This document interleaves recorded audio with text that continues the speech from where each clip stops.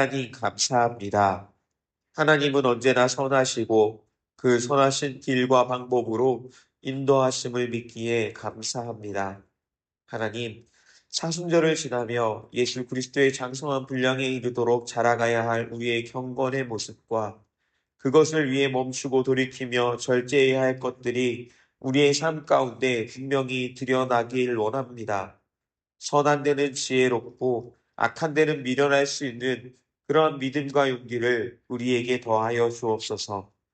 우리가 하나님의 영광을 가리우는 미련한 자가 되지 않고 생명의 빛과 예수 그리스도의 맛을 내는 소금의 역할을 잘 감당하여 하나님의 사랑과 풍성하신 은혜를 우리를 통해 볼 수 있는 복음의 통로로 우리 한 사람 한 사람을 사용하여 주옵소서. 하나님 거룩한 믿음 위에 자신을 세워가는 구의교회가 되길 원합니다.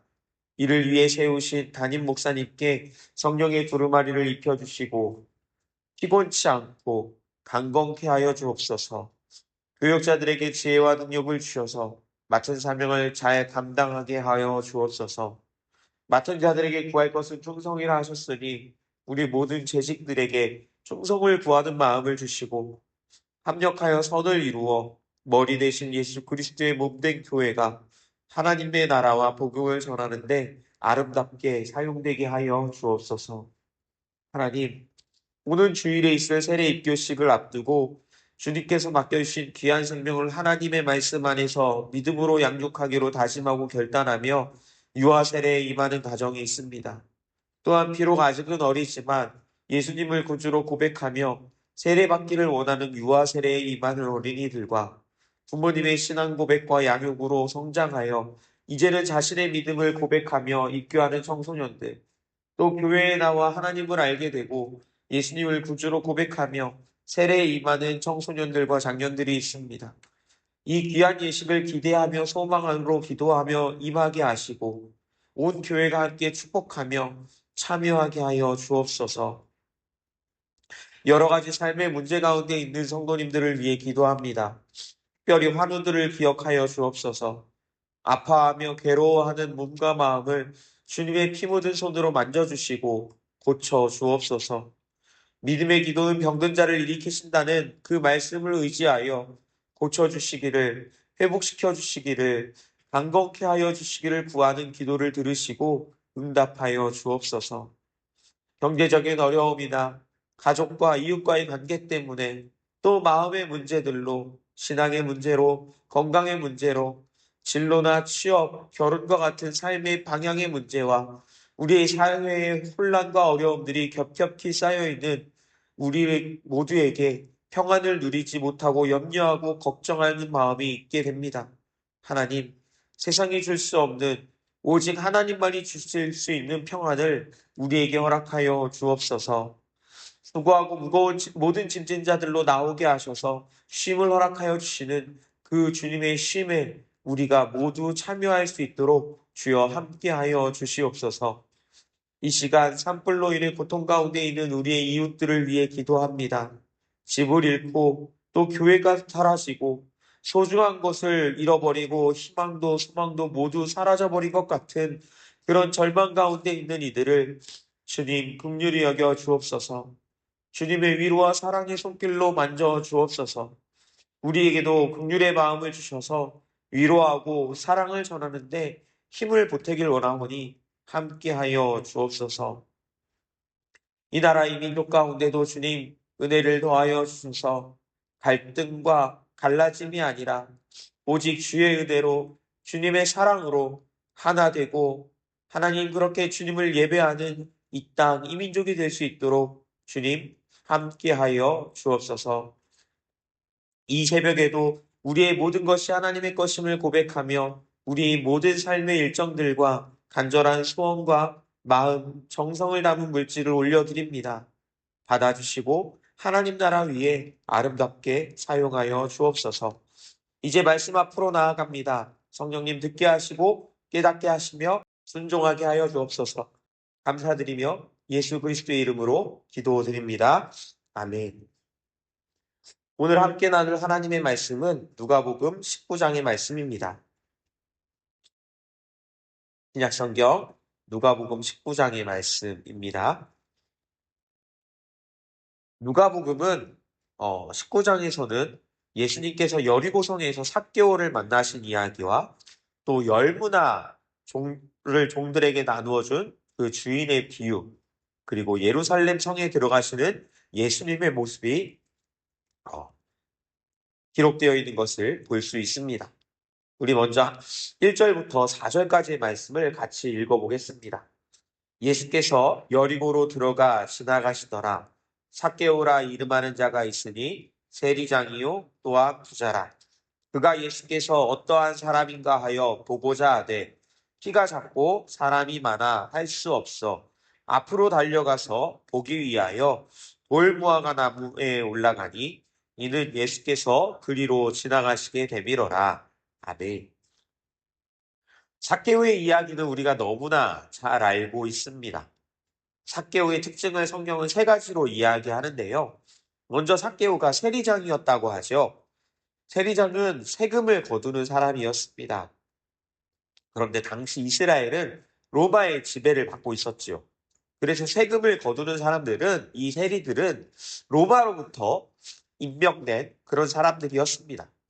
그러니까 유대인들로부터 세금을 걷어서 로마에 바치는 이 일을 했던 것이죠. 그러니 얼마나 사회적으로 보기 안 좋았겠습니까? 사람들에게 존경받기보다는 손가락질 받는 그런 자리에 있었습니다.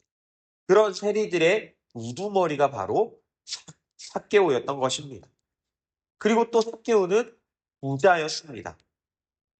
삭개오가 부자가 될 수 있었던 이유는 앞서 이야기한 세리와도 연관이 있습니다. 로마에서는 일정 부분의 세금만 요구했습니다. 하지만 세리들은 로마에서 요구한 것보다 훨씬 많은 세금을 거두어서 로마에 바치고 남은 것, 로마에 전달하고 남은 것들을 자기 배를 채우는 곳에 사용했습니다. 그러니 삭개오가 부자일 수 있었던 것은 그가 얼마나 부정직한 사람이었는지를 보여주는 것입니다. 그리고 삭개오는 키가 작았습니다. 키가 작기 때문에 어떤 일이 벌어지나요? 예수님을 보고 싶었지만 볼 수 없었습니다.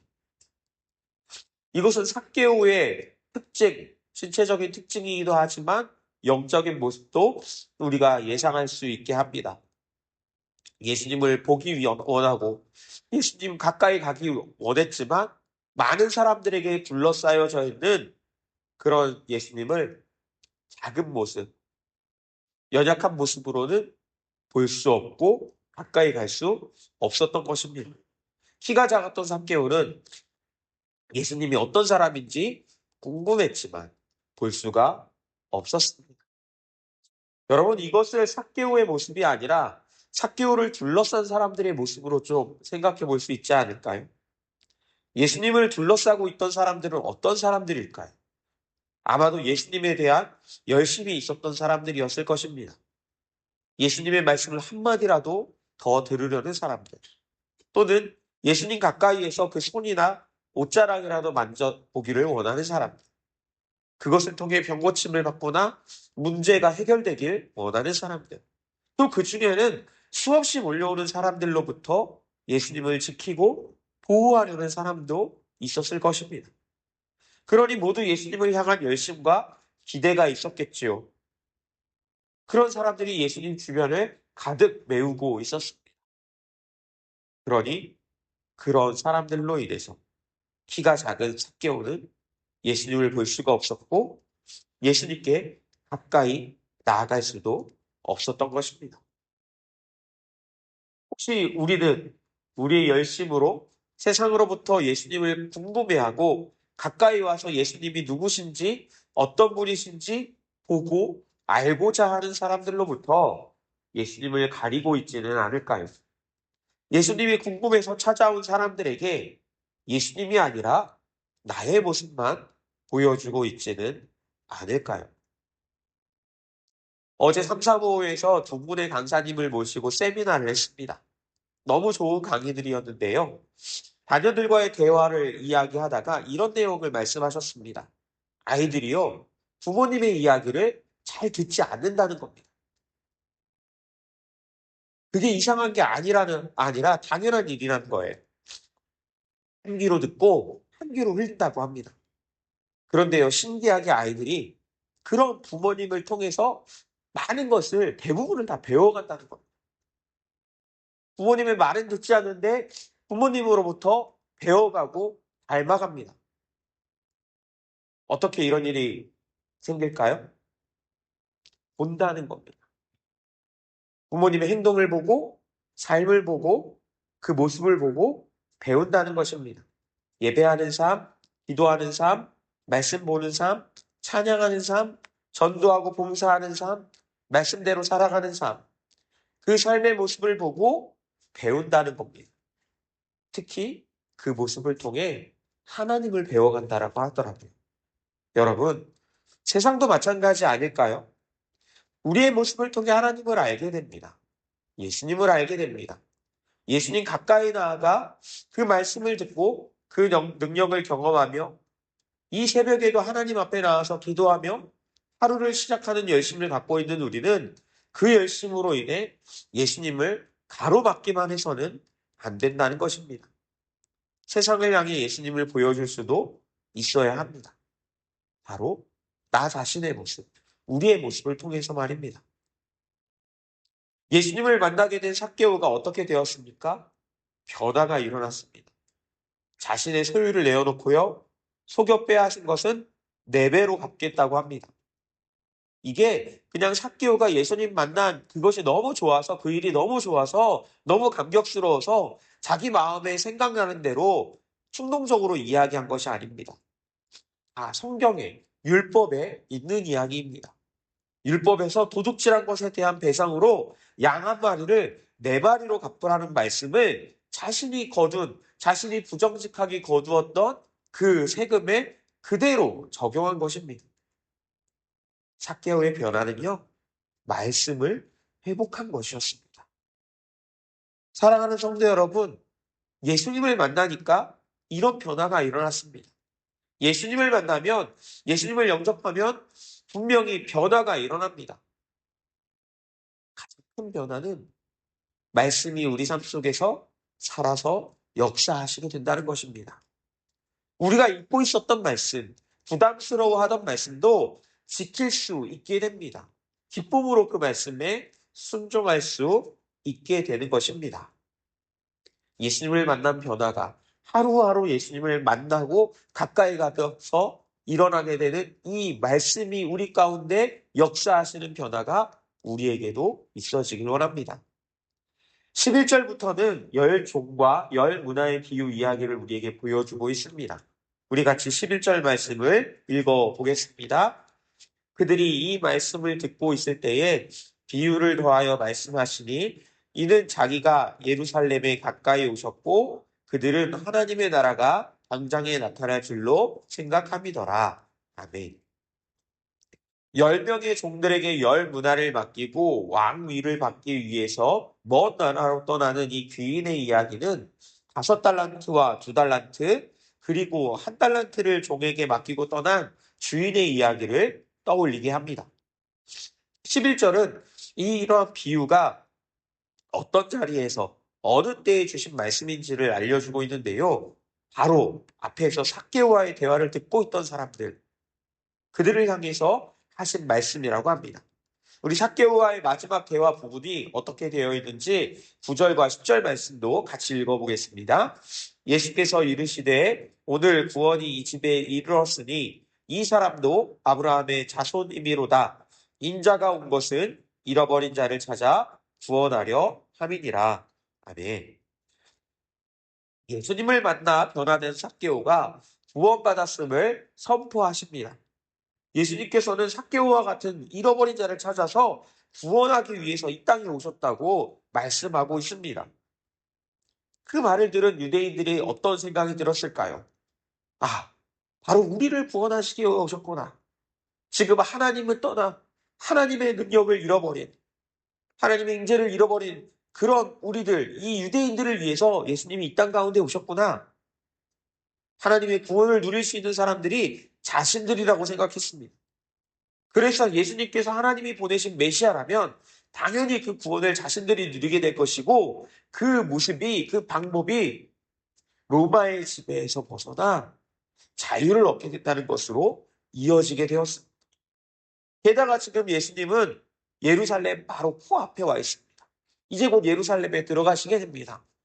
그러니 예루살렘에 들어가시게 되면 당장에라도 로마로부터 우리를 해방시켜 주실 것이라고 기대했던 것입니다.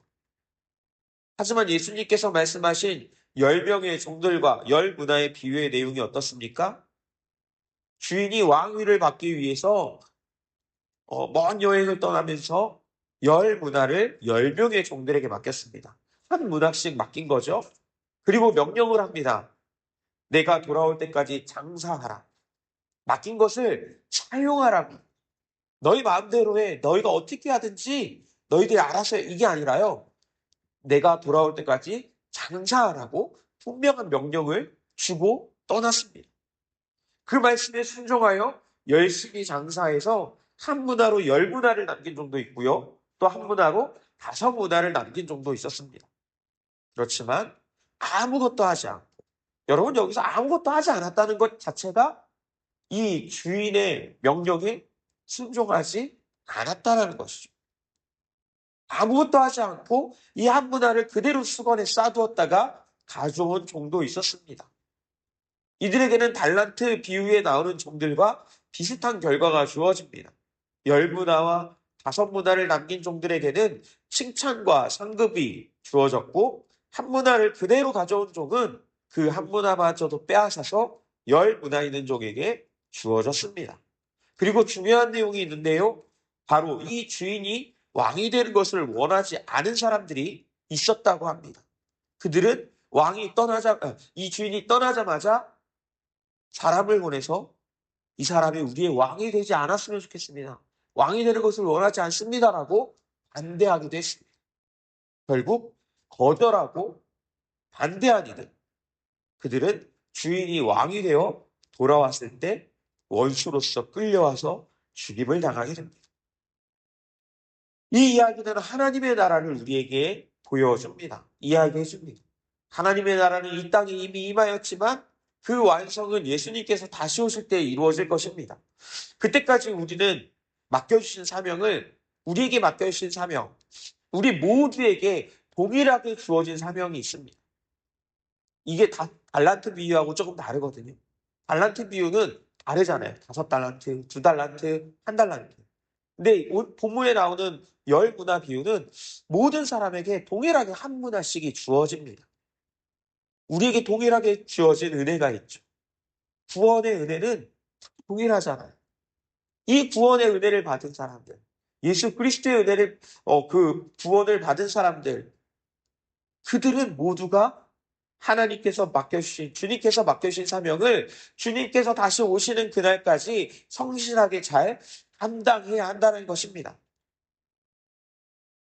예수님의 왕되심을 인정하지 못하고 거절하고 반대하는 이들, 예수님을 부인하는 이들, 그들은 결국 사망이 있을 뿐이라는 것을 우리에게 말씀해 주고 있는 것입니다.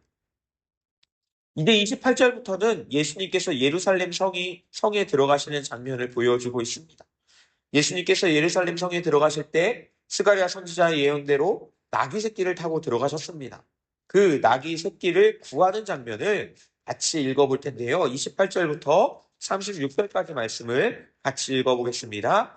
예수께서 이 말씀을 하시고 예루살렘을 향하여 앞서서 가시더라. 감람원이라 불리는 산 쪽에 있는 벳바게와 베다니에 가까이 가셨을 때에 제자 중 둘을 보내시며 이르시되 너희는 맞은편 마을로 가라. 그리로 들어가면 아직 아무도 타보지 않은 나귀 새끼가 매여 있는 것을 보리니 풀어 끌고 오라. 만일 누가 너희에게 어찌하여 푸느냐 묻거든 말하기를 주가 쓰시겠다 하라 하시매 보내심을 받은 자들이 가서 그 말씀하신 대로 만난지라.